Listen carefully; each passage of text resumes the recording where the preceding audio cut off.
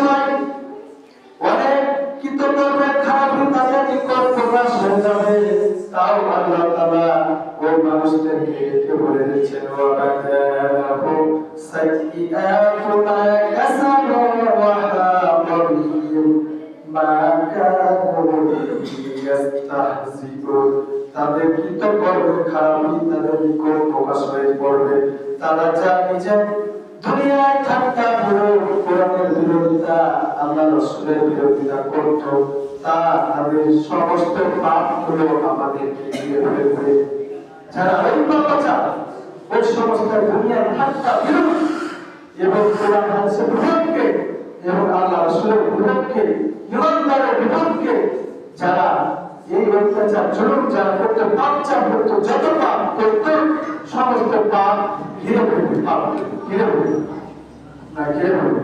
দেখেন না, আমরা চোরকে ধরা গেলে অনেক মানুষ ধরে ফেলি, ডাকাতকে ধরার জন্য অনেক মানুষকে ঘিরে ফেলি, স্বৈরাচার মানুষকে দেখে অনেক জনা ধরে ফেলি। যারা অন্যায় জুলুম হত্যা করে মানুষ পাপাচার হয়ে যায়, ওই সময় আমাদের মধ্যে পাপ করে সবাইকে ঘিরে ফেলি, সবাই ঘিরে ফেলি, প্রকাশ হয়ে যাবে। সেই সময় আমরা যা দুনিয়ায় গোপনে করতাম, প্রকাশ্য করতাম, সমস্ত যা কিছু পাপ করতাম, সমস্ত পাপ ওই সময় কিয়ামতের ময়দানে প্রকাশ হয়ে সমস্ত ঘিরে ফেলবে পাপে। আর বলবেন ইয়া ওয়াইলানা ক্বাদ কুননা ফী গাফলাতিন মিন হাযা বাল কুননা যালিমিন। তারা বলবেন হায় আমরা দুর্বল,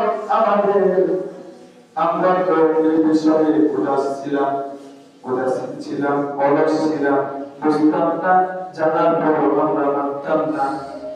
আমরা জানতাম কি কিয়ামতের ময়দানে এই পাপগুলো আমাদেরকে দাঁড় করাবে, তাও আমরা এই সম্পর্কে উদাস ছিলাম। তারা হাই হাই করবে, হায় আমাদের দুর্বল।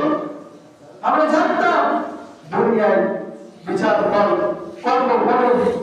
কিন্তু আমাদের ফলাফল বিচার আমাদের হবে, পাপগুলো প্রকাশ হবে, জানতাম।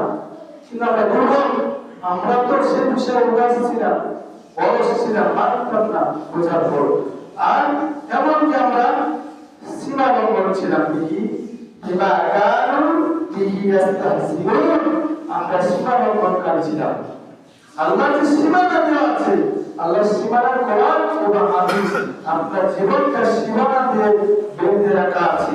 এই কোরআন আর হাদিসের বাইরে চলে গেছে, আমরা সীমা লঙ্ঘন করব।